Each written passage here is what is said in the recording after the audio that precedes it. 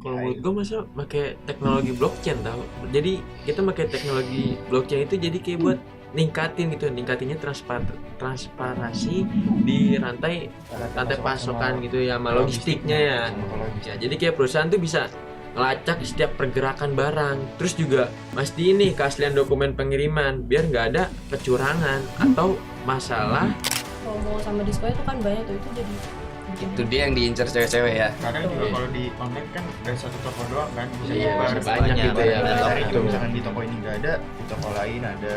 Tapi coba deh bayangin kira-kira gimana sih nasib si e-commerce ini setelah nggak booming ataupun mungkin keadaan negara atau dunia nih udah mulai stabil. Keadaan si e-commerce ini 5-10 ke depan tuh gimana? Bakal mengalami penurunan atau bahkan lebih naik? Maksudnya kalau menurut gue nih ya, e-commerce juga kayaknya bakal makin berkembang gitu. Bakal berkembang apa? Pas di daerah-daerah yang belum nyampe gitu loh. Yang merata lah ya. Iya, jadi kayak produk lokal kita nih, produk lokal Indonesia gitu tuh bisa dikenal gitu di luar negeri atau di pasar internasionalnya. Mancanegara. Iya, mancanegara gitu. Masih juga ya, tapi ada juga tantangannya Iya, dong. banyak. Banyak tantangannya pasti kan. Logistik itu kunci banget. Kalau pengiriman barang cepat dan efisien itu bakal ningkatin kepuasan pelanggan dan akhirnya memperkuat loyalitas mereka. Kalau kita beli barang dari luar negeri itu pengirimannya lama, kita jadi nggak puas kan. Karena kan paling tepat Aja Yang cepet-cepet pasti-pasti aja ya. kalau konsumen tahu dari awal nih, mereka tuh kayak nggak ngerasa dibohongin gitu loh. Itu juga lebih mudah, lebih gampang nerima kalau ada biaya tambahan. Di kelas lah ya.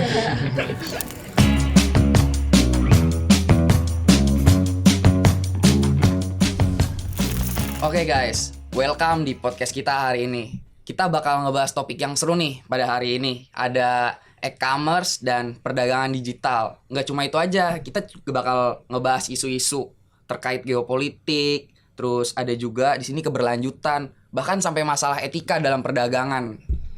Kita bakal ngulik isu nih dari sebuah perusahaan Indonesia, perusahaan retail baju nih, dengan perusahaan Fashion Edge yang dia tuh berhasil ngejamah pasar internasional. Kita bakal ngulik nih gimana sih proses dia yang dia terapin, tantangannya juga sampai bisa di titik sekarang ini.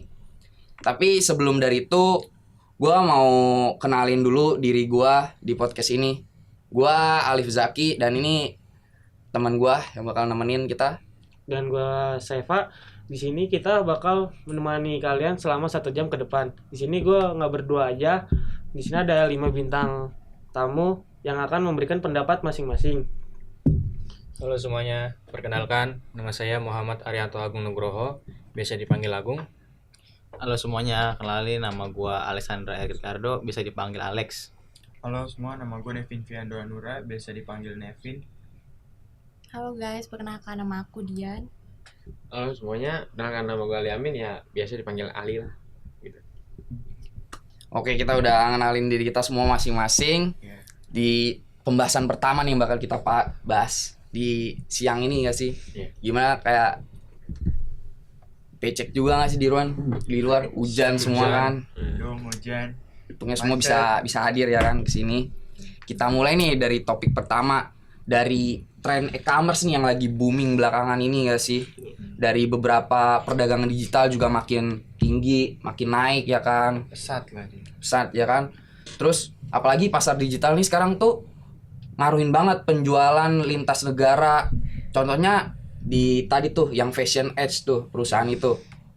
Mereka ini retail busana di Indonesia yang baru aja ngeluncurin platform online-nya ke pasar Asia Tenggara, Amerika Serikat, bahkan sampai ke Eropa. Dan menariknya mereka nih pakai platform besar kayak Lazada, Shopee, Shopify itu buat mempermudah ekspansi mereka gitu. Iya, ngomongin tentang e-commerce nih. Jadi guys, e-commerce ini kan semakin besar ya. Iya, iya. Jadi kenapa sih menurut kalian pada membeli online langsung daripada belanja ke tokonya langsung? Kalau menurut gue ya, ini kenapa orang-orang sekarang lebih suka belanja online, itu karena salah satu kemudahannya ya. Dulu kan sebelum ada e-commerce ataupun belum ada toko online ini, orang-orang yang membeli belanja contohnya baju itu harus ke toko baju dulu. Lebih Misal effort lah ya. Ke pasar, Misal- panas-panasan. rumah Jakarta Utara mesti ke Tanah Abang dulu. Iya. Belum Betul. transportasinya panas. Terus juga pas di Tanah Abang itu pasti rame kan, ngantri dulu. Jadi Negosiasi juga iya, gitu kan. effortnya lebih Makan waktu banyak lah intinya. itu betul. Nah, sekarang udah ada e-commerce nih, udah ada toko online. Jadi orang tinggal buka HP, tinggal cari barang yang dipengen, pilih metode pembayarannya, udah nanti barangnya nyampe ke rumah. Rebahan sih. ya. Terima Rebahan, gampang ya. nunggu. Terima Heeh. gampang intinya. Nggak Bener. keluar, udah di rumah aja tiduran. Betul. Bener juga Iya nih sih. Agung nih. Apalagi sekarang kan banyak tuh kan udah mulai nyaman juga dengan adanya transaksi online kan. Iya. Kita bisa pakai ya QRIS atau pakai itulah. Terus juga apalagi pas kemarin kan pandemi kemarin kan benar-benar COVID kan, Lockdown. lockdown lah ya, lockdown, kita nggak bisa kemana-mana, belanja juga susah untuk ke toko-tokonya gara-gara kan nggak dibolehin tuh. Terus juga kan banyak yang mungkin yang sebelumnya belum pernah nih belanja online, yang kayak ya biasanya ibu-ibu atau bapak-bapak lah yang nggak Yang belum yang lu gaul update lah ya, yang iya. gaul ya. Terus juga jadi sekarang jadi makin banyak gitu loh. Terus juga ngerasa aman gitu. Benar-benar. Terus juga sekarang tuh kan di e-commerce tuh pilihannya banyak ya. Kadang tuh ya kayak gue pribadi nih nyari barang di beli langsung, tapi tuh nggak ada. Tapi kalau misalnya kayak di toko online itu malah nemu. Nah, tambah lagi juga kan promo sama diskonnya tuh kan banyak tuh, itu jadi bikin Itu enak. dia yang diincar cewek-cewek ya. Kadang juga Betul. kalau di online kan nggak satu toko doang kan, bisa Iya, nyebar. bisa banyak gitu ya, Barang banyak cari toko. juga misalkan di toko ini nggak ada, di toko lain ada. Mm-mm. Gitu sih. Terus juga tampilan dari websitenya nih atau aplikasinya yang user friendly lah. Jadi orang-orang yang nggak biasa belanja online itu udah gampang banget lah make. Tinggal cari barangnya ataupun ada yang pengen ditanya lah, bingung apa, bisa langsung chat ke si penjualnya gitu. Iya, apalagi kayak misalkan kayak ada promo-promo yang menarik nih, kayak di Instagram, di TikTok, di sosial media lain lah. Kan itu kan sekarang lagi marak tuh penjualan yang lagi efektif banget kan, kayak buat jual-jual apa. Terus nggak cuma buat beli barang juga kan, kayak mau nyari promo apa. Karena kan di sosial media kan semuanya kan tersebar luas kan. Betul Nggak banget. begitu-begitu aja. Lama-lama kelamaan kan berkembang. Tapi nggak cuma itu, teknologi juga berperan penting. Misalnya kayak sistem pembayaran online yang makin gampang banget. Kita bisa bayar pakai e-wallet, transfer digital yang aman dan cepet banget. Jadi ada banyak faktor ya untuk kemudahan untuk e-commerce ya sekarang.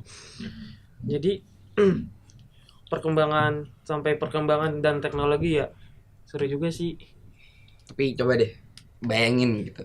Kira-kira gimana sih nasib si e-commerce ini setelah nggak booming ataupun mungkin keadaan negara atau dunia nih udah mulai stabil. Si keadaan si e-commerce ini 5-10 ke depan tuh gimana? Bakal mengalami penurunan atau bahkan lebih naik? Makin berkembang kayaknya sih Iya. itu. Bakal makin seru nggak sih? Karena kan kayak e-commerce ini kan jadi terintegrasi sama teknologi, mungkin kayak AI, terus AR gitu, AI, VR, terus juga kita nyobain barang tuh secara virtual atau mungkin kayak kita dapat rekomendasi yang cocok gitu loh. Apalagi kayak bayar-bayar apa kan sekarang kan sistemnya juga makin canggih kan. Betul. Kayak lu mau belanja beli apa nih, lu bisa pakai Face ID tuh, kalau enggak suara tuh yang kayak zaman sekarang kan ada tuh. Iya, Kayak buat nyalain lampu aja Nggak pakai sih, Oh iya, secara iya. fingerprint itu ya. print Hmm. apa segala macem. Kayak gitu sih, kayak kurang lebih. Tapi kalau menurut gue nih ya, e-commerce juga kayaknya bakal makin berkembang gitu. Malah berkembangnya apa? Pas di daerah-daerah yang belum nyampe gitu loh. Yang merata lah ya. Iya, Yang belum jadi kayak merata. dia bakal lebih berkembang. Jadi akses barangnya gitu loh. Akses barangnya tuh bakal Tersebar bisa luas lah. susah yang awalnya susah dijangkau terus jadi bakalan mudah gitu loh. Menurut gue sih. Betul. Terus juga gua rasa e-commerce tuh harus semakin fokus sama keberlanjutan tanggung jawabnya sih. Karena konsumen ini akan semakin aware, akan semakin peduli sama brand yang bertanggung jawab. Jadi misal konsumen beli barang tapi nggak sesuai atau ada kerusakan, nah penjualnya mau tanggung jawab gitu sih. Menjaga kepuasan pelanggan ya. Nah itu paling penting. Nah, gue juga berpikiran yang hal sama sih.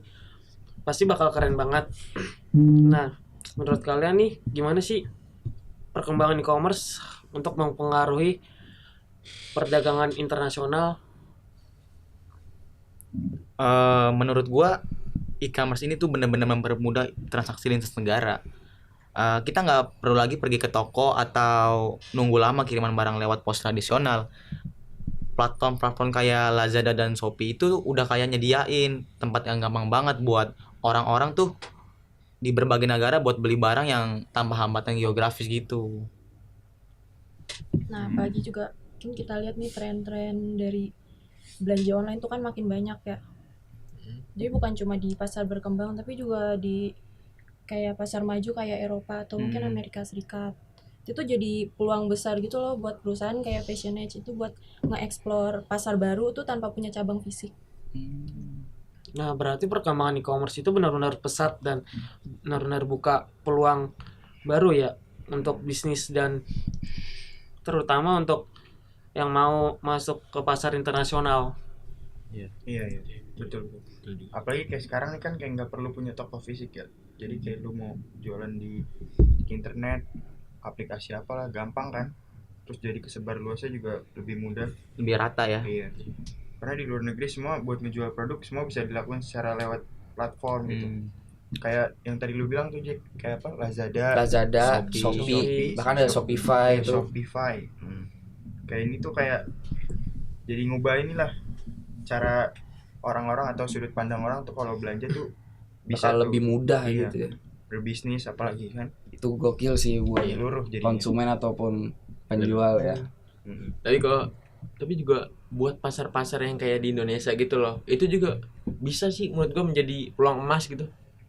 Kenapa bisa jadi peluang emas? Karena produk lokal kita nih, produk lokal Indonesia gitu tuh bisa dikenal gitu loh di luar negeri atau di pasar internasionalnya. Mancanegara. Iya, mancanegara itu. Bagus. Pasti juga ya, tapi ada juga tantangannya Iya, dong. banyak pasti. Banyak tantangannya pasti kan. Ya paling ya soal tentang pengelolaan operasionalnya sama ya logistiknya mungkin buat ngirim ke luar negerinya. Karena kan lumayan Buat jauh pasar kan. internasional. Makan Iya, ongkos benar. banyak juga kan. Ya atau ke tarif. Eropa, Amerika kan perlu biaya juga kan. Lebih tinggi Iya. pastinya kan. Nah, soal ngomongin e-commerce nih, apalagi yang udah lintas batas ya kan. Mungkin contohnya yang lebih terdahulu nih kayak Amazon, Alibaba kali ya. Itu kan mereka tuh udah punya nama gede di internasional. Kayak sekarang tuh siapa sih yang belanja luar negeri yang nggak tahu Amazon atau Alibaba ya kan? Nah, gimana nih menurut kalian? Apa sih faktor utama yang bikin mereka tuh bisa tumbuh sehebat sekarang si Amazon sama Alibaba ini? Menurut gue sih tuh kunci suksesnya ada di inovasi sama teknologi kan ya. Contohnya itu kayak mungkin Amazon dia ada Prime Delivery-nya. Itu tuh yang bikin pengiriman jadi cepet gitu loh. Nah, konsumen tuh suka banget sama yang efisiensi kayak gitu. Ya butuh yang tepat waktu lah ya. Iya, yang cepet ya Bagus tuh. pokoknya. Iya. Tapi kalau Ali Amin sih ya ganteng sih dia. Alibaba dong. Alibaba. Kita lagi bahas Alibaba. Iya. Kalau Alibaba tuh menurut gue ya mereka juga jago sih dia. Jagonya kenapa? Kayak dia bisa ngubungin gitu loh perusahaan kecil yang ada di Tiongkok, masa di ya Cina gitu loh ke pasar globalnya. Bagus dia tuh. Terus juga jadi kayak produk di UKM-nya gitu, di UKM lokal tuh bisa diakses gitu, dibuat ke pasar internasional. Jadi bisa diakses gitu. Terus juga salah satu strategi mereka yang buat tetap relevan di banyak pasar itu kayak gitu tuh. Udah gitu kan sekarang sistem pembayarannya kan mereka juga udah nggak ada obeng lah, nggak ada Nggak ada obat. tutup lah, Nggak ada obat dong. nggak ada obat. Tutup lah, nggak ada obat. Terus Amazon kan kayak punya sistem nih yang pembayarannya tuh kayak lebih mudah terus aman lah, praktis juga kan. Malah Alibaba ini udah punya apa namanya Alipay ya kan. Iya. Alipay ini kayak yang bikin ini Saking menjaminnya pembayaran di platform Iya. mereka itu ya. jaga keamanan banget dia. Terus dia yang bikin ini nih transaksinya kan jadi lebih mudah kan. Walaupun itu di luar negeri kan lintas negara loh, bayangin aja. Jadi lebih simpel ibaratnya. Betul, setuju banget sih. Tapi perlu diingat juga soal kekuatan logistik mereka. Mereka tuh punya gudang sama jaringan-jaringan logistik di seluruh dunia ini. Bahkan sampai ke negara-negara kecil pun mereka ada jaringan logistiknya. Alibaba juga sama tuh. Mereka juga ngepartner sama banyak perusahaan logistik di luar sana buat nge-support, ngedukung proses pengiriman mereka secara global. Dan menurut gue juga mereka nih jago banget di brandingnya sih. Betul. Kayak Amazon nih terkenalnya sama customer service-nya. Nah, kalau Alibaba ini fokus di komunikasi langsung ke penjual lewat live chat. Jadi mereka nih benar-benar apa ya, kayak ngejaga, ngerti banget lah yang konsumen butuhin. Jaga Mereka kepercayaan ngejaga gitu banget ya. dari ngejaga. si barang ini dari produsen sampai ke titik akhir konsumen gitu Iya, kan. bener. Apalagi rating kan, masalah Iya, rating kan. rating Iya, kan. dia mereka bakal Tiga ngejaga aja rating jelek kan mereka ya. ya kan. 3 aja udah Tiga udah was-was orang. gitu ya. Udah khawatir mau beli. Betul, betul banget. Nah, sebelumnya nih Ben, kan nyebut nih tantangan ya kan. Kalau ngomongin tentang tantangan, kita nggak bisa lepas dari yang namanya geopolitik tuh. Iya, iya. Nah, kadang nih apa sih yang mempengaruhi perdagangan internasional? Kayak misalnya nih kayak kita lihat akhir ini kan banyak perubahan nih. Kebijakan di beberapa negara, bahkan perang dagang yang bisa ini ganggu hubungan dagang antar negara. Iya. Iya, Betul beberapa hal tuh. gitulah kan. Nah, misalnya nih akhir-akhir ini kan banyak perubahan kebijakan kayak gitu kan, terus perang juga. Nah, gimana sih dampaknya terhadap perdagangan itu maksud gua kan?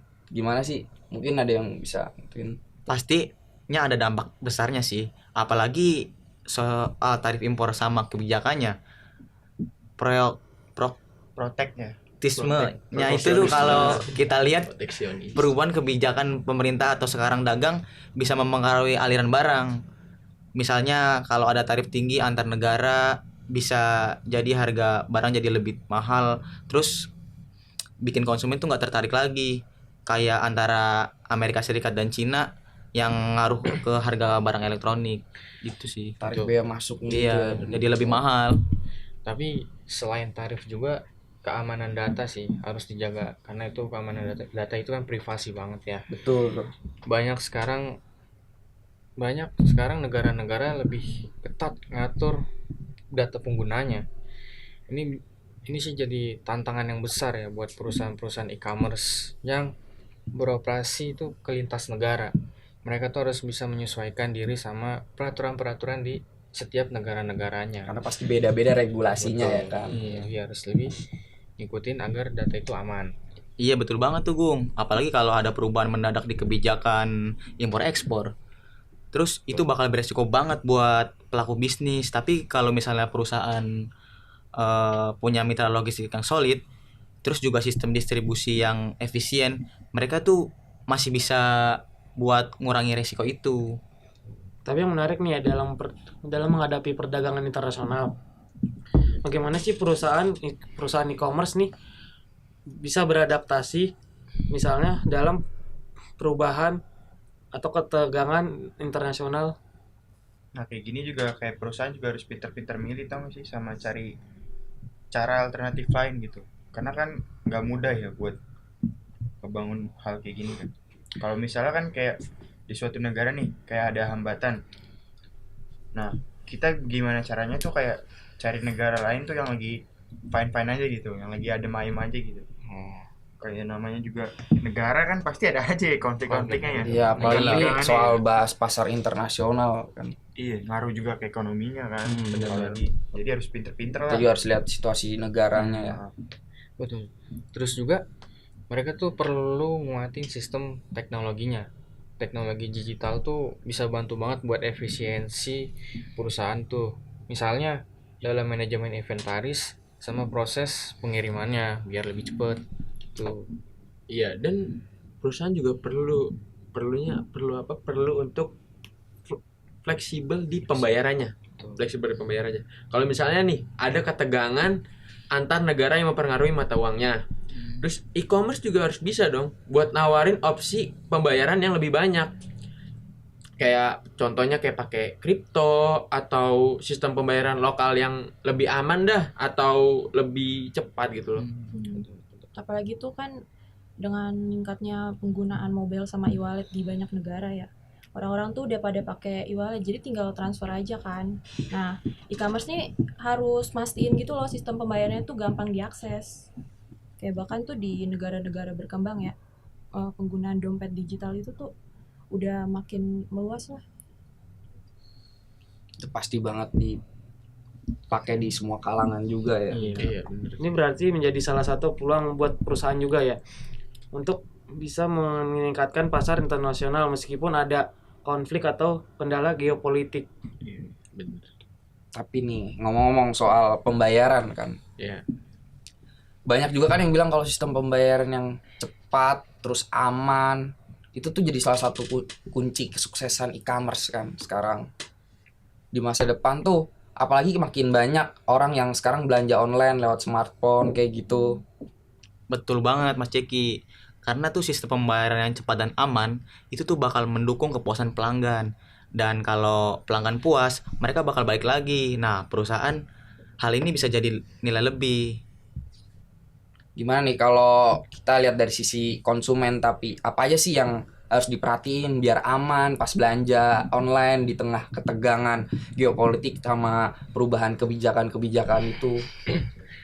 Tentunya konsumen tuh harus lebih waspada sih, terutama soal keamanan pembayaran sama privasinya. Jangan sampai kita asal pilih tempat belanja tapi ternyata itu website atau situsnya penipuan lah, bermasalah. gitu. Nanti takutnya data kita bocor atau Uang kita juga yang Iya. hilang kan. ini bahaya. Terus juga pastiin dulu website itu sudah tersertifikat aman, terus juga sudah terjamin lah data kita bakal terlindungi dengan baik. Pokoknya intinya kalau mau belanja lewat online, pastiin dulu aplikasi itu punya rating yang bagus atau ulasan yang positif, dan itu kalau sudah ada itu pasti sudah terjamin aman gitu. Pokoknya tuh harus hati-hati aja lah kalian nih ya sama penipuan online, karena sekarang tuh kayak makin ada-ada aja gak sih, kayak semua cara tuh bisa jadiin buat nipu. Makanya kalau ada yang nggak masuk akal kayak harganya kayak kemurahan gitu, mending diwaspadain aja deh. Gitu juga ya. Jadi jangan sampai nggak jadi aja. iya, mending jangan sampai informasi data diri kita tuh malah dijadi korbanin gitu loh, apalagi uang kita kan ntar ke bawah gitu. Iya. Jangan deh. Rugi banget pasti tuh. Iya. Karena kan pasti tertarik sama harga murah kan Iyalah. itu awalnya ya. Dari situ. Kayak konsumen juga penting banget kayak buat paham gitu sama ketentuan, sama kebijakan. Apalagi soal pengembalian barang kan. Terutama kalau belanja dari luar negeri kan itu kan jauh juga ya, di luar lingkup juga ya kan. Betul. Karena jauh kan banget tuh. kalau ada masalah di barang yang kita terima nih, kayak kita juga susah juga tau gak sih kayak buat ngeklaim atau buat ngembaliin, kayak ibaratnya harus ada asuransi lah kurang lebih kayak gitu kan. Oke, bentar. Ntar gua minum bentar ya. Boleh, boleh. Haus. Minum aja Mas. Awas. Bener banget sih. Soal tadi keamanan, terus kesadaran konsumen juga itu kan penting banget. Apalagi kayak sekarang tuh banyak tawaran menarik ya kan. Justru yang bisa bikin kita lengah tuh kayak gitu. Oh iya, ngomong-ngomong, kalian pernah tahu apa pernah dengar nggak sih tentang kata Brexit? Oh, ya tahu.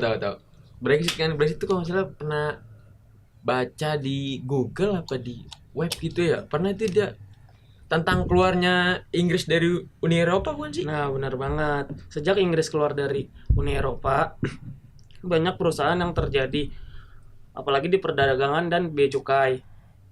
Nah, hari ini kita mau kupas lebih dalam lagi tentang soal perusahaan itu dan bagaimana dampaknya ke rantai pasokan dan mobilitas tenaga kerja. Gimana nih menurut kalian pada?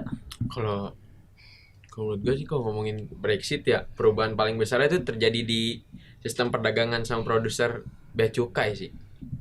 Dulu tuh Inggris sama negara-negara Uni Eropa nggak ada tuh batas tarif. Tapi sekarang semua barang yang masuk atau keluar itu harus lewat pemeriksaan bea cukai. Jadi kayak agak ribet ya. Yang sebelumnya belum ada Banyak kayak gitu. peraturan lagi Ya belum ya. ada peraturan terus nambah lagi kan. Makanya ya Inggris keluar dari Uni Eropa kan. Udah gitu kan sekarang kan kayak banyak juga pelaku bisnis tuh di Inggris yang merasa kesulitan tuh karena kan mereka harus adaptasi juga kan sama aturan baru kan. Betul. Karena barang dari Uni Eropa yang sebelumnya udah bebas pajak terus kayak dipajakin kan otomatis kayak konsumen juga kaget lah ya kan. Iya. Sekarang kena biaya tambahan kayak jelas ngaruh lah ke harga barang, apalagi kayak buat ke konsumen kan. Mengurangi Maunya- minat ya kan. Iya, maunya kan yang murah juga kan. Betul. Yang biasa aja gitu. Gak ada biaya tambahan lain gitu sih. Ada juga isu soal dokumen dan sertifikasi. Sebelumnya produk yang dijual di Inggris itu tuh otomatis bisa dipasarin di Uni Eropa. Tapi sekarang produsen harus didapetin sertifikasi baru buat bisa jual produk tuh di kedua wilayah gitu. Tapi dampaknya tuh nggak cuma dari sisi prosedural, itu juga berdampak ke rantai pasokannya sih. Banyak perusahaan yang dulu tuh bergantung sama ke rantai pasokan di lintas negara, sekarang mereka harus cari Barang dari alternatif lokalnya lah, jadi biar bisa masuk ke Tapi negara itu. masalahnya itu gak semua barang bisa diproduksi di Inggris. Nah itu dia, itu jadi gangguan signifikan buat rantai pasokan merekanya. besar banget nih pengaruhnya tuh soal si Brexit ini ya di bidang perdagangan. Nah, kalau kita lihat dari sisi tenaga kerja nih, gimana sih dampaknya menurut kalian dari dua belah pihak nih? Kalau dulu kan mungkin orang-orang dari Uni Eropa tuh kan bisa bebas ya kerja di Inggris. Tapi sekarang tuh mereka harus punya visa. Nah, ini tuh yang jadi masalah besar buat industri yang kan bergantung itu sama pekerja asing, kayak mungkin pertanian sama layanan kesehatan. Iya, bener banget nih si Dian. Banyak tenaga kerja yang Uni Eropa gitu yang akhirnya buat mutusin, akhirnya dia pulang ke rumahnya atau ke negaranya masing-masing Negara gitu. asalnya. Iya, ke asalnya. Ya karena ya proses izinnya jadi ribet. Di pendidikan juga jadi banyak mahasiswa yang sekarang harus bayar tarif internasional, bikin jumlah mahasiswa Uni Eropa menurun drastis. Iya ya. Kalau mau kan di luar negeri tuh gue pernah dengar tuh kayak kita mau kemana gitu kayak harus deposit gitu kayak punya tabungan sekian. Iya. sekian. Makin Jadi memperberat. repot ya. Pendidikan. Nyari duit juga kan susah. Betul banget sih. Sulit Itu dia. Sulit. Lumayan berdampak besar ya di antara kedua belah pihak tuh. Nah, kita balik lagi nih ke Fashion Edge kan. Perusahaan ini kan udah berhasil tuh ngurangin waktu pengiriman hingga 30% lewat peningkatan kemitraan logistik mereka. Menurut kalian nih, seberapa penting sih logistik dalam pengembangan e-commerce internasional ini nih? Logistik itu kunci banget. Kalau pengiriman barang cepat dan efisien, itu bakal ningkatin kepuasan pelanggan dan akhirnya memperkuat loyalitas mereka. Misalnya, kalau kita beli barang dari luar negeri, itu pengirimannya lama, kita jadi nggak puas kan? Karena kan maunya yang tepat-tepat aja. Tepat aja, Betul. Yang cepet-cepet aja. pasti-pasti aja ya. Nah kayak apalagi kan di itu kan kalau pengiriman yang lama juga kan gimana ya?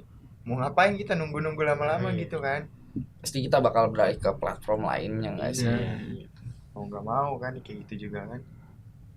Nah, dengan ningkatin kemitraan logistik yang baik, Fashion Edge bisa ngasih pengalaman belanja yang lebih cepat dan efisien, yang pastinya jadi kayak tarik pasar internasional.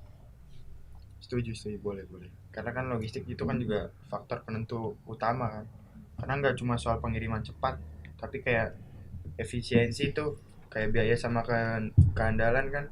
Bayangin aja coba kalau pengiriman dari barang nih ke luar negeri lama terus gak sampai tempat waktu kan kayak konsumen nih. Kalau nggak lu pada dah pasti kan bakal kecewa kan. Iya, Kayak kecewa nih. udah capek-capek kan Mikir dua kali sih ngumpulin buat duit ya kan buat bayar bayar. kan. Cuma cepat. kasih komen kan. Iya, siapa tahu Pengalaman dia cepet apa kan. lama gitu kan. Iya, ntar kan Pengirimannya ratingnya jadi lama. turun. Iya. Itu juga tuh yang nggak bagus kan. Karena konsumen juga kecewa akhirnya. Jadi kemitraan tuh yang baik tuh sama penyedia logistik ini tuh kayak penting banget lah kayak ibaratnya gitu. Betul banget, tapi nggak cuma soal cepet, tapi juga soal biaya pengirimannya nih. Misal biaya pengiriman terlalu tinggi, konsumen bakal mikir-mikir lagi nih. Misal beli barang 50.000, tapi ongkirnya malah 70.000. Itu kan ongkirnya malah lebih mahal dari harga asli barangnya. Jadi itu yang bikin konsumen mikir-mikir lagi. Nah, jadi penting banget nih buat perusahaan tuh bisa neken biaya pengiriman, tapi tetap jaga kualitas dari pengiriman tersebutnya gitu. Nah, berarti Fashion Edge ini tuh dia udah nerapin strategi yang tepat dengan ya memilih mitra-mitra yang efektif lah atau mitra logistik yang efektif. bagus.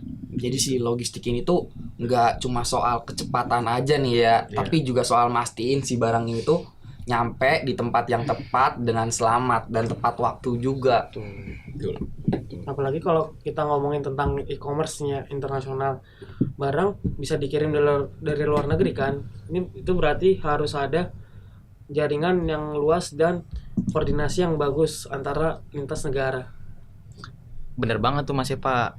Misalnya di Eropa sekarang itu pengiriman antar negara itu bisa cepet banget karena mereka tuh punya infrastruktur yang bagus banget. Jadi tuh cepat banget. Tapi kalau dilihat di Asia Tenggara juga nggak bisa dipandang remeh kan. Meskipun udah ada peningkatan yang pesat nih, kayak masih ada tantangan soal infrastruktur dan jaringan logistik nih. Kalau bisa memenuhi ekspektasi nih sama konsumen, perusahaan kan pasti punya keunggulan yang kompetitif kan, yang lebih unggul gitu dibanding perusahaan yang lain. Oh iya, kalau ngomongin tentang tantangan, menurut kalian apa sih yang jadi hambatan atau buat e-commerce ini dalam ningkatin sistem logistik nasional? Nah, salah satu tantangannya itu tuh soal regulasi di setiap negara. Karena peraturan di setiap negara itu kan pasti berbeda-beda kan. Tuh. Baik itu mau impor maupun ekspor barangnya. Apalagi tuh kalau ada pembatasan atau tarif bea cukai lah. Itu kan pasti ngaruh banget tuh ke biaya pengirimannya. Jadi tuh perusahaan harus tahu nih peraturan-peraturan di setiap negara tuh bagaimana biar pada saat proses pengiriman tidak terjadi trouble di tengah jalan. Jadi pengirimannya bisa mulus sampai ke customer. Tuh. Bener banget Gung. Misalnya kalau ada negara-negara yang nitip tarif bea cukai tinggi buat barang-barang tertentu, itu bakalan biaya pengiriman tuh jadi naik. Terus akhirnya tuh barang-barang yang dijual itu jadi lebih mahal. Betul. Itu bisa bikin konsumen ragu nggak sih? Karena itu tuh jadi ada biaya tambahan gitu loh. Kayak buat cewek-cewek nih kayak gue aja lah ya, saya sering belanja online. Nah itu tuh makanya perusahaan tuh harus pintar-pintar milih rute pengiriman biar apa ya, paham gitu loh mitra logistiknya sama regulasi di masing-masing negara. Tapi ini juga sih ada kayak masalah pajak sama biaya tambahan gitu kan. Kan banyak negara tuh yang udah mulai nerapin, bukan banyak sih, udah hampir merata lah, kayak nerapin pajak tuh kayak barang yang diimpor, dan kalau nggak salah nggak dihitung dengan bener. Kayak kemarin ada contoh tuh kayak di sebuah negara kayak beli barang ini total biaya masuknya sekian, malah 2 kali lipat dari barangnya kan. Kayak itu bisa bikin barang jadi lebih mahal tuh kayak, dan konsumen jadi kan lama-kelamaan Males. iya jadi kurang tertarik juga ya buat belanja kayak gitu kan. Karena harga barangnya tuh Yang Lebih tinggi. Iya. Tinggi. Malah Jadi kalah- biaya masuknya biaya masuknya yang lebih Double. tinggi ya. Ngomong-ngomong tuh negara mana tuh? Adalah di sebuah pulau. Tapi kalau perusahaan bisa kerjasama nih kayak sama penyedia logistik nih, pasti kan penyedianya kan juga tahu lah cara ngatur yang terbaiknya gimana kan, buat konsumennya juga kan udah ibarat mengerti lah. Jadi gimana caranya kayak pengiriman ini tuh bisa tuh lebih mudah, kalau nggak lebih efisien. Dan juga inget nih, kalau ngomongin soal waktu pengiriman pasti ada resiko delay kan. Apalagi kalau ada bencana alam kayak cuaca buruk atau longsor atau hambatan lainnya, dan juga ada event liburan, itu pasti pengiriman ke luar negeri akan terhambat kan. Jadi makanya itu penting buat perusahaan tuh punya sistem tracking biar bisa ngasih tahu informasi secara real time ke konsumennya. Jadi konsumen bisa tahu nih status barangnya sudah di jalan atau lagi diapain gitu. Nah, kalau solusinya pakai teknologi kayak gitu tuh, itu teknologi apa aja yang bisa dipakai? Salah satu teknologinya tuh yang lagi berkembang sekarang tuh penggunaan AI ya dan big data buat ngoptimalin rute pengirimannya gitu. Kalau menurut gue masa pakai teknologi blockchain tau. Apa itu? Jadi kita pakai teknologi blockchain itu jadi kayak buat ningkatinnya transparansi di rantai pasokan rantai pasokan gitu ya, sama logistiknya ya. Sama logistiknya. Jadi kayak perusahaan tuh bisa ngelacak setiap pergerakan barang. Terus juga pasti ini keaslian dokumen pengiriman biar nggak ada kecurangan atau masalah tentang kehilangan barang selama proses pengirimannya. Menarik tuh soal blockchain yang tadi lu bahas. juga ternyata bisa buat bantuin logistik ya. Iya. Itu gokil banget sih. Nah, kalau sekarang nih, kalau kita sering dengar soal drone atau kendaraan otonom yang bisa bantu ngirim barang, menurut kalian nih, teknologi ini bakal jadi bagian penting dalam logistik, terutama di e-commerce itu nggak sih? Menurut gua kalau misalkan drone sama kendaraan otonom tuh emang punya potensi sih, apalagi kan kayak pengiriman jarak pendek. Tapi kalau buat pengiriman internasional tuh kayak masih butuh waktu nggak sih? Soalnya tuh teknologi tuh kayak belum Perlu tahap sepenuhnya, yang lebih iya, panjang belum ya. bisa diandelin buat pengiriman jarak jauh gitu loh. Apalagi kalau pelosok-pelosok gitu kan agak ribet ya. Iya benar-benar. Kayak drone sama kendaraan otonom kan bisa jadi kayak solusi jangka panjang nih. Tapi kayak buat sekarang nih, kayak perusahaan perlu tuh kayak bergantung ke pengiriman yang lewat kapal laut atau pesawat. Tapi tetap juga kan namanya juga teknologi kan mungkin bisa jadi pilihan yang efisien kan di masa Betul. yang datang kan. Karena Semua orang pasti pengen yang lebih sekarang efisien aja ya. di zaman sekarang aja udah ada AI banyak yang cepat iya ya. kan. Tadi kita udah bahas banyak tentang logistik dan teknologi nih. Sekarang kita bakal bahas sedikit soal pengalaman konsumen sebagai besar sih pengaruh logistik di pengalaman konsumen belanja. Pengaruhnya besar banget sih menurut gue mah. Kenapa alasannya? Alasannya karena ya konsumen bisa balik lagi gitu belanja di e-commerce tersebut. Karena ya pengalaman waktu pengirimannya juga itu juga termasuk sih gara-gara itu. Kalau barang sampai cepat, aman, terus sesuai yang dijanjiin gitu. Mereka pasti bakal lebih puas dong. Terus juga royal, terus bakal ya beli lagi mungkin kan. Bisa ya beli lagi. Sebaliknya, kalau pengiriman lama atau barangnya rusak, ya mereka pasti kecewa dong. Konsumen juga pasti kecewa dong. Terus juga bakal berpindah ke komuter-komuter lainnya. Iya benar banget tuh.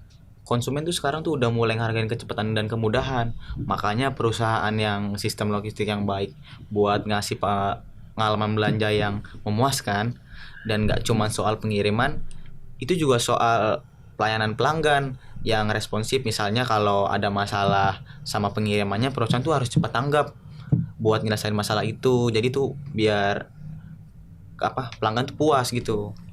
Oh, jadi logistik yang efisien itu nggak cuma berdampak ke kecepatan pada pengiriman ya, tapi juga pada keseluruhan pengalaman konsumen. Betul banget sih. Kalau semuanya lancar nih ya, dari produk di produsen sampai ke tangan konsumen itu bisa tepat waktu, terus aman segala macam, itu bakal nimbulin kepuasan pelanggan ya kan. Nah, terus soal ngomong-ngomong nih, soal si Fashion Edge, gue dengar baru-baru ini mereka tuh baru ngeluncurin produk baru gitu loh. Di sini sih gue baca tuh ya, itu mereka ngeluarin yang namanya Ecowear di pasar Eropa terutama. Itu tuh cukup populer dan kontribusinya tuh sampai 20% dari total pendapatan mereka. Kalau ngomongin soal keberlanjutan nih, kan produk ramah lingkungan itu jadi tren sekarang nih. Tapi gimana tuh cara perusahaan bisa ngembangin nih, terus nyimbangin juga antara keberlanjutan ini sama si efisiensi biaya, apalagi kan di pasar internasional nggak sih? Pertanyaan yang menarik sih menurut gue ya. Kalau menurut gue pertanyaan menarik. Kenapa menarik? Kayak ya tentang ngebahas tentang ramah lingkungan. Ya karena kadang keberlanjutan itu dianggap mahal kan. Pasti dianggap mahal. Karena kayak pakai bahan-bahan yang ramah lingkungan itu pasti lebih Kos yang mahal. dikeluarin bakal lebih. Iya, lebih mahal daripada bahan-bahan yang biasa gitu loh, yang biasa dipakai. Tapi kayak sebenarnya kan kalau perusahaan kan bisa tuh kayak ekspor sumber daya dengan lebih bijak, terus manfaatin teknologi yang lebih ramah lingkungan kan. Itu juga mereka tetap bisa nekan biaya juga tuh. Karena sekarang kan juga banyak konsumen malah lebih peduli tuh sama isu keberlanjutan ya. Iya. Jadi mereka tuh mau bayar lebih buat produk ramah lingkungan. Jadi meskipun kayak awalnya mungkin menurut mereka atau menurut kita nih mahal nih, itu tuh ya pada akhirnya bisa ngasilin keuntungan jangka panjang. Betul, tapi ini jadi keberlanjutan sih, karena nggak cuma bahan yang digunain nih, tapi tentang bagaimana cara produksinya. Misalnya nih, Fashion Edge bisa ngurangin bahan limbah, terus bisa bikin produk yang lebih ramah lingkungan. Nah, kalau perusahaan bisa menerapkan ini, bisa memperbaiki produksinya, semua proses operasional mereka, pasti biayanya bisa lebih efisiensi sih, jadi lebih hemat. Bahkan nih, pengurangan limbah bisa juga berujung pada efisiensi di penggunaan sumber daya yang pastinya bakal nurunin biaya dalam jangka panjang. Ini juga dapat nilai tambah yang bisa menarik perhatian konsumen yang lebih sadar akan lingkungan. Oh, jadi perusahaan itu nggak cuma mikirin bahannya doang ya, tapi juga harus mikirin produksi dan distribusinya. Tapi soal ngomongin bahan yang ramah lingkungan nih, mungkin ada beberapa tantangan juga nggak sih? Misalnya kayak bahan daur ulang nih atau bahan alami yang mungkin lebih sulit didapat atau lebih mahal ya kan? Gimana menurut kalian nih? Apa teknologi ini bisa jadi solusi buat nurunin biaya ini? Pastinya bisa kok. Contohnya pakai teknologi yang buat daur ulang bahan atau manfaatin bahan lokal yang lebih mudah diakses sama lebih ramah lingkungan. Ini bukan cuma soal bahan yang dipilih, tapi juga soal gimana produknya barang dengan proses yang lebih efisien, lebih ramah lingkungan gitu. Itu dia sih, tapi menurut gue nih kayak keberlanjutan kan juga bukan soal tentang biaya ya, tapi juga soal gimana kayak perusahaan tuh kayak bisa berinovasi lebih berkembang lah, dan komunikasinya juga lebih baik, nilai-nilai keberlanjutannya kan, biar sampai ke tangan konsumen kan juga bagus kan. Jadi kalau perusahaan tuh bisa ngebuat konsumen ngerasa produk yang mereka beli itu punya dampak positif buat lingkungan gitu ya, itu tuh bisa jadi daya tarik tersendiri sih ya, dan itu tuh pada akhirnya bisa ningkatin loyalitas konsumen. Nah, kalau ngomongin soal loyalitas konsumen nih, kira-kira gimana sih cara menjaga konsumen tetap setia sama produk ramah lingkungan? Kalau loyalitas sih kayak emang dia kan itu kan gak datang dari mana aja kan, tapi kan kayak perusahaan gimana caranya ngebangun kepercayaan sama konsumen nih. Kayak misalnya kan tadi kan Fashion Edge tuh, dia kan bisa nyediain informasi transparan kan, kayak tentang bahan sama proses produksi yang mereka gunain. Terus juga dampaknya terhadap lingkungan, konsumen yang peduli tuh sama isu lingkungan bakal ngehargain hal ini. Dan juga bisa kasih insentif gitu, kayak mungkin diskon atau reward buat konsumen yang beli produk mereka. Terus juga mereka tuh jadi bisa ngerasa dihargain tuh karena udah kontribusi sama keberlanjutan. Nah iya, selain itu juga perusahaan juga bisa nih pakai platform digital untuk edukasi ke konsumen. Misalnya Fashion Edge bisa mengedukasi konsumen tentang gimana eyewear dibuat pakai bahan-bahan yang cepat terurai atau diproduksi tanpa menggunakan bahan kimia yang berbahaya. Jadi itu nggak cuma produk mereka yang dibeli, tapi juga nilai yang mereka dapat dari setiap pembelian barang itu. Betul banget nih Agung nih. Jadi kayak kita tuh juga penting gitu. Misalnya e-commerce juga penting buat jaga komunikasi yang terbuka sama jujur gitu loh ke konsumen. Ya terbuka kayak ngasih tau lah, deskripsiin kayak barang ini tuh bahannya apa, ini bahannya apa, itu juga penting. Kalau konsumen tahu bahwa mereka membeli produk yang sesuai, terus juga yang sesuai yang dipoto atau sesuai yang dijanjiin lah di deskripsinya, ya pasti mereka orang konsumen tuh bakal lebih loyal sih. Nah, tapi nih, gimana sih si Fashion Edge atau perusahaan e-commerce lainnya nih ngukur keberlanjutan mereka tuh? Biasanya juga perusahaan bisa pakai matrix sih buat untuk ngukurnya ya, pakai matrix karena dampak lingkungannya juga bagus, terus kayak jejak karbonnya atau konsumsi energinya gitu yang dipakai kan, Polusi dari produksi ya mereka juga terus ya. juga dalam proses produksinya dan distribusinya ini ramah lingkungan gitu loh. Bener-bener. Apalagi kayak selain itu kan perusahaan juga bisa ngelakuin audit keberlanjutan kan, apalagi ngelakuinnya kayak secara berkala tuh, pasti kan lebih bagus juga kan. Kayak misalnya nih kayak dengan menilai sumber daya yang digunain nih untuk kedepannya, kayak apa ada bahan yang bisa diganti dengan yang lebih ramah lingkungan, atau mereka sudah kayak maksimalin nih kayak teknologi yang dia pakai tuh kayak bisa buat ngurangin limbah gitu. Jadi nggak cuma soal klaim nih, tapi ada kayak sampai audit atau pengukuran yang jelas gitu ya. Iya, karena kan Tuh biar baik kan. ya, jadi tuh bisa jangan jadi kepercayaan lebih nggak sih buat konsumen ya. Terus kalau perusahaan e-commerce nih ya, kayak Fashion Ads itu kan yang udah cukup besar nih, mereka gimana sih cara mastiin kalau mereka tuh keberlanjutan diterapin ke mitra-mitra mereka? Mungkin contohnya tuh pas milih pasokan pemasok atau produsen kali ya. Jadi Fashion Edge ini bisa mastiin kalau mereka mungkin memenuhi standar keberlanjutan yang sama. Nah, jadi tuh bukan cuma perusahaan besar aja nih yang harus bergerak ke area yang keberlanjutan, tapi seluruh rantai pasokan sama distribusi itu juga harus ikut berkontribusi gitu. Nah, ini penting banget nih karena mitra-mitra juga bisa mempengaruhi keseluruhannya dampak lingkungan yang produk yang dijual.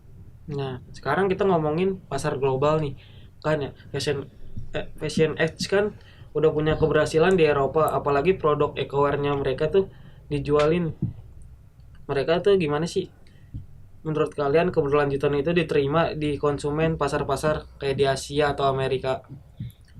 Contohnya kayak di Asia misalnya nih, keberlanjutan tuh mungkin belum sepenuhnya jadi prioritas untuk buat sebagian konsumen, tapi konsumen di negara-negara kayak Jepang atau Korea tuh udah mulai perhatiin isu ini. Jadi itu kuncinya kayaknya edukasi ya kuncinya tuh.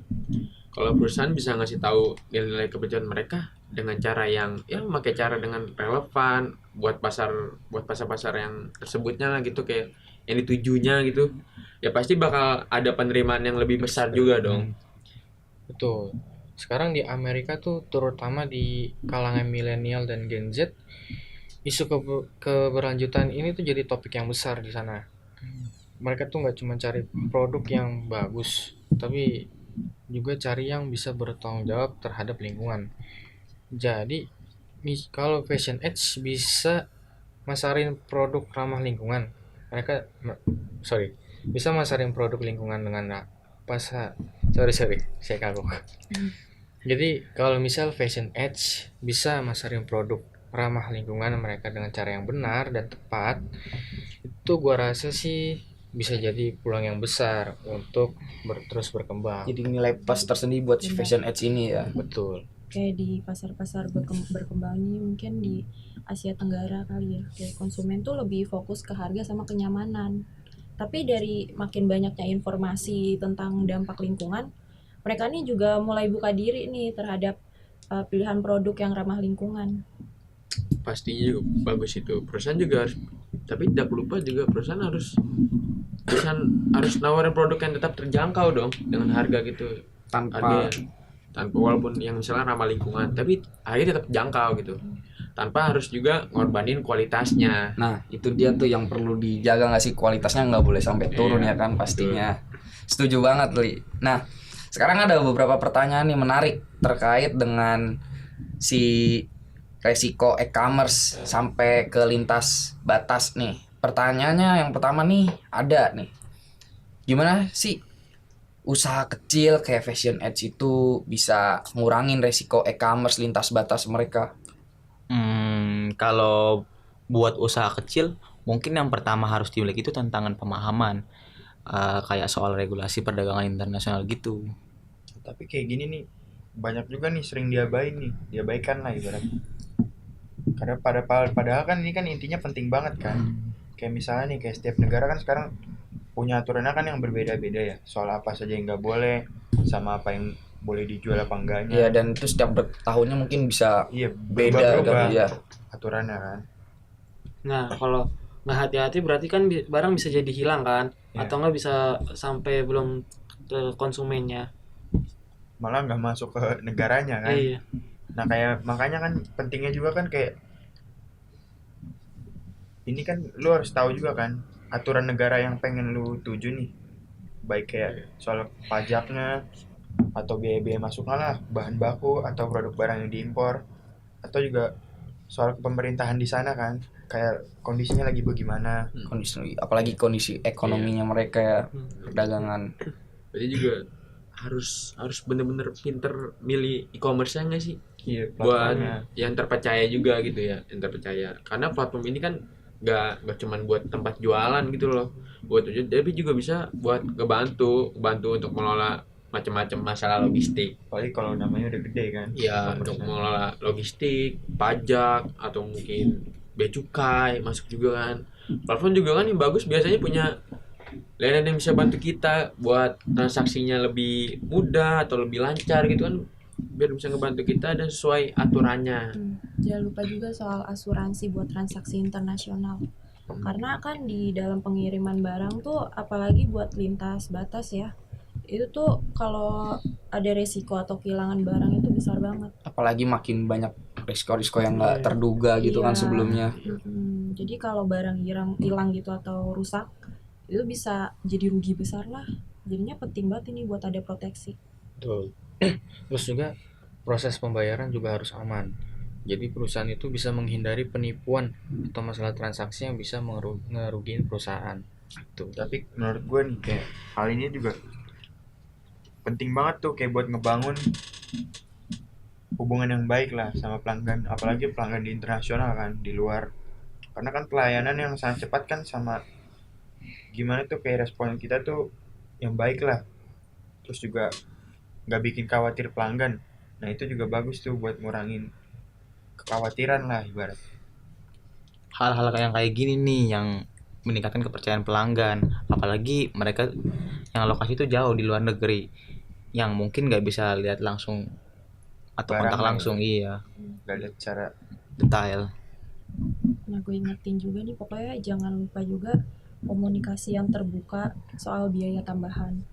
Kayak mungkin pajak atau ongkos kirimnya itu ekstra ya. Nah, kalau konsumen tahu dari awal nih, mereka tuh kayak nggak ngerasa dibohongin gitu loh. Tuh juga lebih mudah, lebih gampang nerima kalau ada biaya tambahan. Lebih ikhlas lah ya. Jadi juga nggak kaget ya kan tiba-tiba ada biaya kok tambahannya segini. Nggak misu-misu ya. Nah, iya, jadi kita bisa lihat nih buat usaha yang kecil kayak Fashion Edge kan penting banget buat percaya pemahaman yang baik tentang regulasi kerja sama dengan platform yang terpercaya.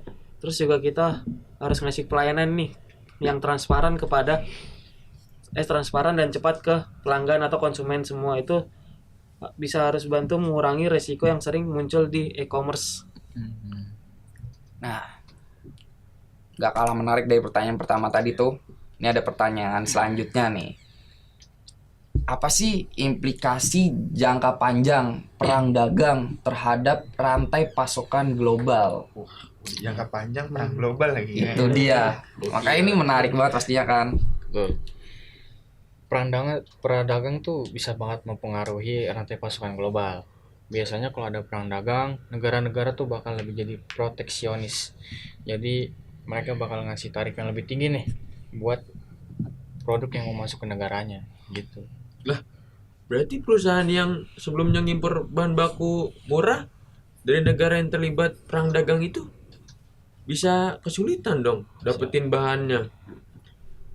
Terus misalnya nih ya, kalau misalnya kalau tarifnya naik, terus otomatis bahan baku juga naik dong. Nah, itu juga bakal ningkatin harga produk juga berarti ya. Iya. Tapi perusahaan tuh nggak harus mikirin biaya bahan baku yang lebih mahal aja sih. Tapi mereka juga harus bisa cari pemasok dari negara lain yang lebih stabil agar tetap bisa produksi lah. Beberapa perusahaan mulai mikir buat ngebangun pabrik lokal di negara besar sih. Jadi mereka tuh nggak perlu bergantung di impor di negara luar. Jadi bisa pakai pilihan Iya, produk lokal gitu betul. ya. Dan perusahaan tuh juga harus lebih fleksibel dalam mengelola rantai pasokan mereka. Salah satunya mungkin dengan cara diversifikasi kali ya. Jadi istilah tuh kayak nyari alternatif bahan baku yang lebih murah. Iya. Tapi kayak benar sih kata Din. Tapi kayak mereka tuh bisa mulai manfaatin teknologi kayak buat monitor nih pasokan nih. Terus mastiin juga kalau mereka tuh nggak ketergantungan lah sama satu pemasok aja. Yang mungkin bisa berpengaruh juga kan sama ketegangan politik atau ekonomi. Nah kalau bisa pilih pemasok yang punya ketahanan nih kayak terhadap perubahan global kayak gini nih, pasti kan lebih baik juga kan untuk kedepannya. Jadi juga nggak ganggu proses produksi mereka gitu Iya. ya. Jadi bisa dapat disimpulkan ya, berarti perang dagang itu nggak sama sekali berpengaruh kepada supply chain global. Nah, terakhir nih, bagaimana perusahaan dapat menyimbangkan keberlanjutan dengan efisiensi dalam perdagangan internasional? Sebelum gue jawab, gue minum dulu kali ya, biar santai. Udah makan Ah, lagi. Udah. Ini pertanyaan yang gak kalah penting nih. Nyimbangin keberlanjutan dengan efisiensi biaya itu kunci inovasi. Perusahaan harus bisa nemuin cara yang lebih efisien buat produksi sama distribusinya. Misalnya di proses produksi mereka bisa mulai pakai bahan yang lebih ramah lingkungan, kayak bahan daur ulang atau bahan yang lebih gampang terurai. Tuh. Nah, bukan cuman bagus buat lingkungan aja sih, tapi juga bisa nurunin biaya dalam jangka yang panjang. Karena biasanya bahan daur ulang itu sering kali lebih murah daripada bahan yang jadi. Terus juga kayak perusahaan juga harus bisa manfaatin teknologi buat tingkatin efisiensinya sih. Misalnya kayak dalam hal tentang tadi energi. Nah, penggunaan energi terbarukan atau teknologi yang buat ngurangin jejak karbon dah. Itu tuh bisa ngurangin energi dalam jangka panjang gitu dengan memakai teknologi baru gitu. Mungkin salah satu cara yang bisa perusahaan lakuin buat ngurangin biaya terus juga tetap jaga keberlanjutan itu pakai teknologi kali ya, kayak yang udah kita bahas sebelumnya itu tuh buat ngurangin limbah produksi. Jadi kalau sebelumnya ada bahan yang mungkin terbuang, itu tuh sekarang bisa dimanfaatin biar jadi lebih maksimal. Bagus tuh, bagus. Berarti kalau pakai sistem yang efisien tuh biaya produksi pasti turun ya, dan itu nguntungin perusahaan banget sekaligus ngejaga keberlanjutannya kan. Iya betul. Perusahaan juga harus bisa dong berinvestasi gitu di teknologi yang lebih hemat energi. Misalnya kayak mesin-mesin yang lebih efisien gitu, pakai mesin-mesin yang lebih efisien. Terus juga atau pakai menggunakan pabrik-pabrik yang ramah lingkungan gitu, yang untuk Kayak mengurangi tadinya limbah kayak ya. tadinya mesin yang pakai bahan bakar migas gitu Iya. kan, terus dari beralih jadi yang bahan bakar listrik Iya kan. benar.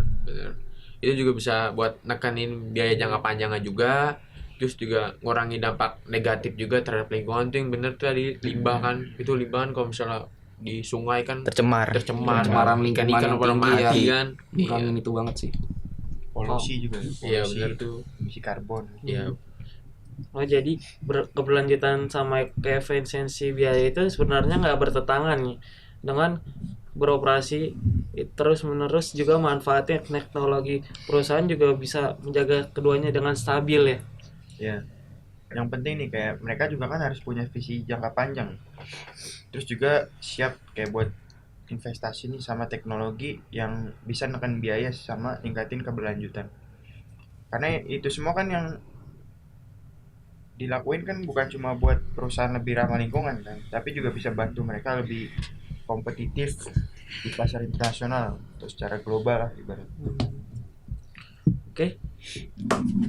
Gokil banget buat diskusinya. Thank you semua yang semua yang udah hadir di sini, Iya. yang dan juga memberikan pendapat satu sama lain, apapun itu. Pokoknya keren banget. Sebelum itu kita tutup, ada pesan terakhir yang mau disampaikan gak nih pada Ada. penonton? Ada dong. Ada.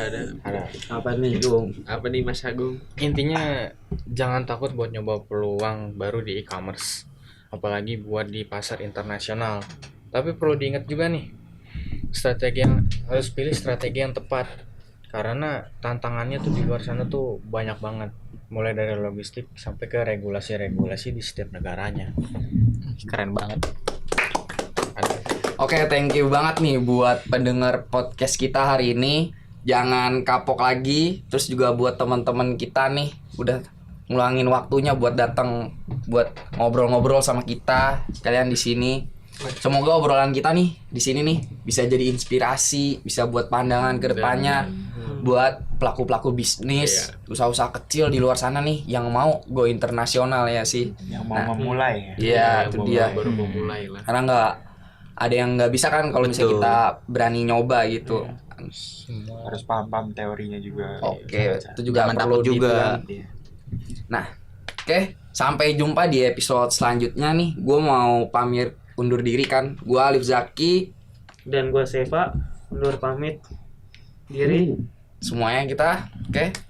Bye. Thank you, guys. Terima kasih.